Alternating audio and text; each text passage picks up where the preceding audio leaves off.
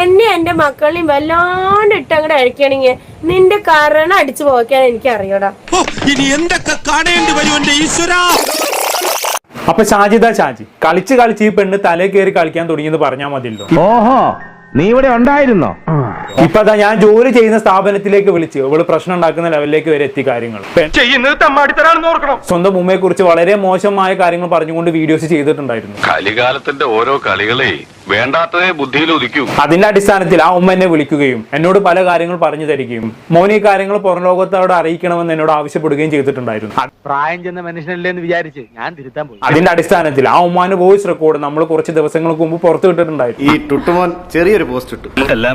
എന്നെ കൊണ്ട് ഇത്രയൊക്കെ പറ്റുള്ളൂ. അതിനുശേഷം ഷാജിദ് എനിക്കെതിരെ ഫുൾ ഭീഷണി ആയിരുന്നു. നിന്നെ ഞാനൊന്ന് കൊല്ലും, എന്റെ ജാതകത്തിലുണ്ട് ഒരു കള്ളനെ കൊന്ന് കോടതി കയറുന്നു.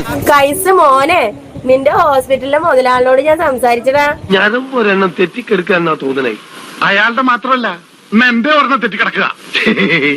കൈസ് അവിടെ ഹോസ്പിറ്റലിൽ വർക്ക് ചെയ്തോ, സ്റ്റേഷനിൽ വിളിക്കാണേ. കാര്യം പറഞ്ഞാ മതി. ഈ ഫോൺ എടുത്തത് റിസപ്ഷനിസ്റ്റ് ആണ്. ശബ്ദം കേട്ടപ്പോൾ തന്നെ അവന് മനസ്സിലാക്കുന്നത് ഷാജിദ് ആണെന്നുള്ളത്. ശരിയാ, റാമിന്റെ ആക്ടിങ് കുറച്ച് ഓവറായിരുന്നു. ഒരു കംപ്ലൈന്റ് കിട്ടിയിട്ടുണ്ട്.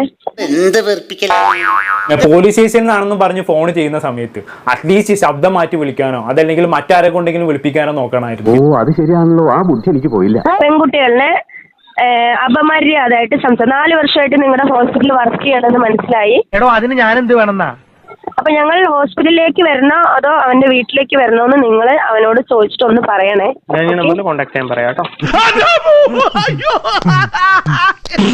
കൈസ് മോനെ, നിന്റെ ഹോസ്പിറ്റലിലെ മുതലാളിനോട് ഞാൻ സംസാരിച്ചടാ. എന്തായിരുന്നാലും അതിന്റെ കൊസറാക്കുള്ള മുഴുവൻ എന്റെ നേർക്കാണല്ലോ വരുന്നേ.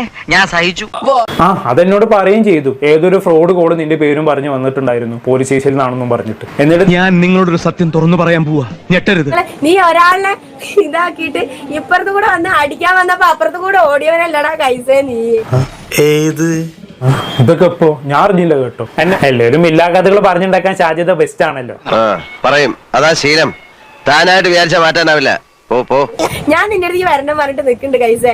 ഞാൻ വന്ന നിന്റെ അവസ്ഥ എന്തായിരിക്കും? ഈ കുട്ടിക്ക് കാര്യമായ എന്തോ തകരാറുണ്ട്.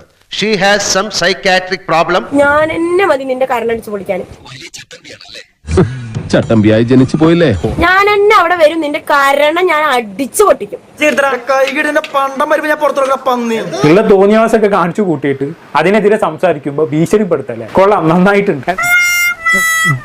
എന്തായാലും കൊള്ളാൻ സാധ്യത. നിന്റെ ഭീഷണിപ്പെടുത്തൽ കേൾക്കാൻ നല്ല രസമുണ്ട്. പക്ഷെ ഉള്ളത് പറയാലോ, അത് ഇവിടെ വില പോകില്ല. വേഷം കെട്ടലൊന്നും എന്റെ അടുത്ത് വേണ്ട. ഞാൻ ആരാണെന്ന് നിനക്ക് അറിയില്ല. മോന്ത കണ്ടില്ലോ, ഒരൊറ്റ പൊട്ടിക്കലെന്നുണ്ടല്ലോ.